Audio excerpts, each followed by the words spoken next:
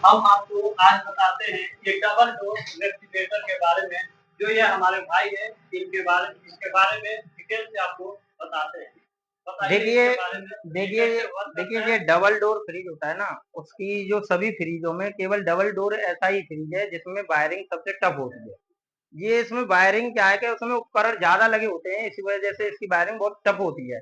तो इसका हम बताएँगे कि किस तरीके से वायरिंग करना है आपको, और एक बार में ही आपको समझ में आ जाएगी। जैसे ही आपको अगर समझ में आ जाए ना, वीडियो को पूरा देख के और इसको लाइक कर देना और सब्सक्राइब मार लेना, जैसे कि आगे भी हम वीडियो बनाएँ तो आप पर सबसे पहले पहुँचे। तो चलिए हम सबसे पहले बताएँगे इस डीप फ्रीज में क्या-क्या उपकरण लगे होते हैं। तो एक होता है हमारा एवोपरेटर फैन, और यही फैन होता है कंडेंसर फैन। ये कंडेंसर के पास लगा होता है, इसीलिए इसे कंडेंसर फैन बोला जाता है। ये वाला फैन है, ये एवोपरेटर फैन बोला जाता है क्योंकि एवोपरेटर के पास लगा होता है। इसी में एक होता है मेन, जो ये फ्रिज का जो मेन हेड माना जाता है वो कंप्रेसर होता है। एक कंप्रेसर लगा होता है। इसी में दो बत्तियां मिलती हैं, एक रेड और एक ग्रीन वाली, और इसी में एक लगा होता है डोर स्विच।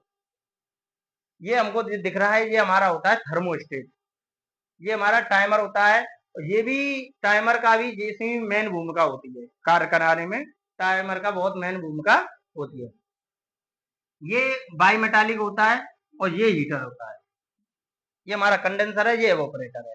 और इसमें एक एक ये लगा होता है ओवरलोड, ओएलपी कहते हैं इसे, शॉर्ट में ओएलपी कहते हैं। ये हीटर बता दिया हमने। अब हम इसकी वायरिंग बताते हैं। तो वायरिंग कभी भी आप सीखते हैं तो सबसे पहले न्यूट्रल का कनेक्शन सीखते हैं। तो न्यूट्रल हमको कहाँ कहाँ दिया जाता है। तो न्यूट्रल के लिए हमको देखिए, ये हमारा जो रेड और ग्रीन वाली जो बत्ती है ना, तो सब रेड ग्रीन बत्ती, और ये कंडेंसर फैन, कंप्रेसर और एवोपरेटर फैन, हीटर के माध्यम से हम न्यूट्रल टाइमर पर पहुंचाते हैं। तो यहाँ पर हमारे न्यूट्रल की वायरिंग कंप्लीट हो जाती है। अब हम ये बताएंगे कि फेस जब देते हैं तो जैसे ही फेस मिलता है, और जिन जिन उपकरणों को न्यूट्रल मिल चुका है, फेस मिलने पर वे उपकरण कार्य करने लग जाते हैं। ये हमारी मेन लीड है। मेन लीड जो हमारा रेड सिग्नल है, ये हमारा फेस की है। तो फेस सबसे पहले हमारा एक तो डोर स्विच में जाएगा, और इसी के माध्यम से थर्मोस्टेट में जाएगा। तो जैसे ही हमारा डोर स्विच में जाएगा, जैसे दरवाजा खोलने पर ये क्या होता है, ये स्विच है ना, ये दब जाता है, और जिससे क्या होता है, ये वाला जो फेस है ना, यहाँ से जुड़ जाता है। और जैसे ही जुड़ जाता है तो हमारी ग्रीन बत्ती है ना, ये ऑन हो जाती है। अच्छा, आगे चलते हैं फेस पर। ये फेस थर्मोस्टेट के पहले वाले पॉइंट पर जाता है, और ये यहाँ से सप्लाई निकालता है। मान लीजिए अगर थर्मोस्टेट ऑन नहीं है, ऑफ की अवस्था में, तो ये आगे फेस नहीं पहुंचाएगा, और फेस नहीं पहुंचाएगा तो इसके आगे जो लगने वाले उपकरण हैं उनको फेस नहीं मिलेगा, और फेस नहीं मिलेगा तो वो उपकरण हमारे काम नहीं करेंगे। चलिए, यहाँ से थर्मोस्टेट फेस निकालता है और टाइमर के पिन नंबर 3 पर देता है। पिन नंबर 3 से सप्लाई निकलती है, सबसे पहले कहाँ जाती है, ये यहाँ पर 4 नंबर और 2 नंबर दिख रहे हैं ना, इनका बहुत महत्वपूर्ण वर्क होता है। तो सबसे पहले जब हम कंप्रेसर यानी जो सप्लाई देते हैं इस फ्रिज में मेन लीड की सहायता से, तो वो 3 नंबर से फिर 4 नंबर पर जाता है, 2 पर बाद में जाएगा। इसका कार्य हम समझाएंगे आगे। तो जैसे ही 4 नंबर से फेज जाएगा ना, तो सबसे पहले यहाँ पर हमारा चित्र के माध्यम से एवोपरेटर फैन लगा हुआ है, तो फैन पर हमारा एवोपरेटर फैन पर फेज सप्लाई जाएगी, और एवोपरेटर फैन को पहले से ही न्यूट्रल मिल चुका है, और जैसे ही हमारी फेज सप्लाई आएगी तो ये फैन चलने लग जाएगा। इसके बाद आगे और जाता है कंप्रेसर। तो कंप्रेसर पर जब फेज कॉमन पर जाता है ना, तो ओएलपी के माध्यम से जाता है, और उसी के द्वारा हमारा वहीं से फेस हमारा किस में जाता है, रेड बत्ती में। तो रेड बत्ती पर जैसे ही फेस जाता है तो रेड बत्ती की हमारी जलने लग जाती है। वही फेस हमारा 4 नंबर से ही ये सभी फेस, या आप ऐसा भी कर सकते हैं, यहीं से आप वायर अलग अलग ले सकते हैं, या उसी में जॉइंट लगा के भी ले सकते हैं। तो यहीं से फेस हमारा जो कंडेंसर फैन है उस पर जाएगा, और हमारा कंडेंसर फैन कार्य करने लग जाएगा। अब आता है बात हमारी हीटर की। तो हीटर कब चलेगा हमारा, समझ रहे हैं, जब न्यूट्रल इसके माध्यम से यहाँ चला गया तो उस टाइम पर हमारा हीटर कार्य नहीं करेगा, क्योंकि किसी भी उपकरण को चलने के लिए न्यूट्रल फेज की आवश्यकता पड़ती है। देखिए, किसी जो डबल डोर फ्रिज होता है ना, उसमें टाइमर का टाइम होता है। किसी का 6 घंटे होता है, किसी का 8 घंटे होता है, किसी का भी कितना भी घंटे का टाइम हो, तो वह टाइमर में होता है। तो जैसे ही मान लीजिए किसी इसी डबल डोर फ्रिज के टाइमर का 6 घंटे टाइम है।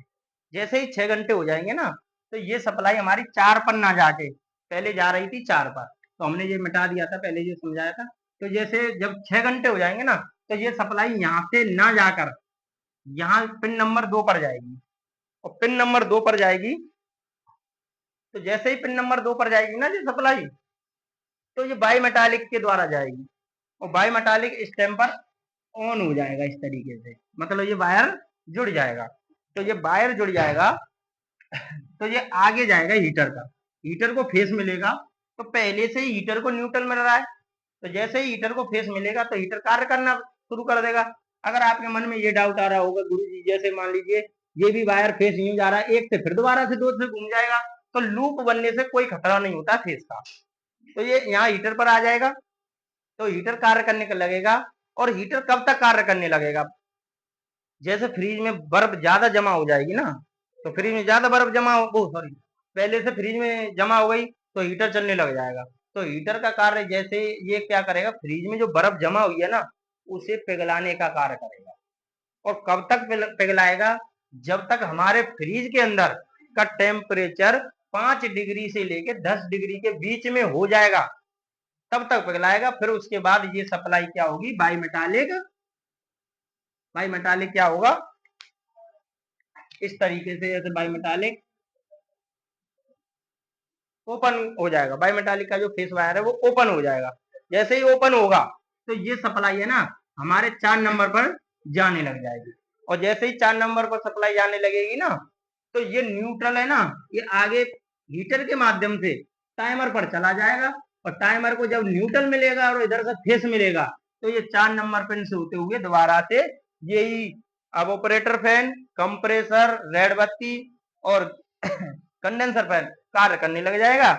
इसी तरीके से कार्य होता है। चलिए हम एक बात और बता देते हैं इसी में, यदि मान लीजिए बाई मेटालिक यदि आपका ऑफ नहीं होता है तो हीटर चलता रहेगा, और हीटर कब तक चलता रहेगा? जब तक चलता रहेगा जितना वो सप्लाई मिलती जाएगी।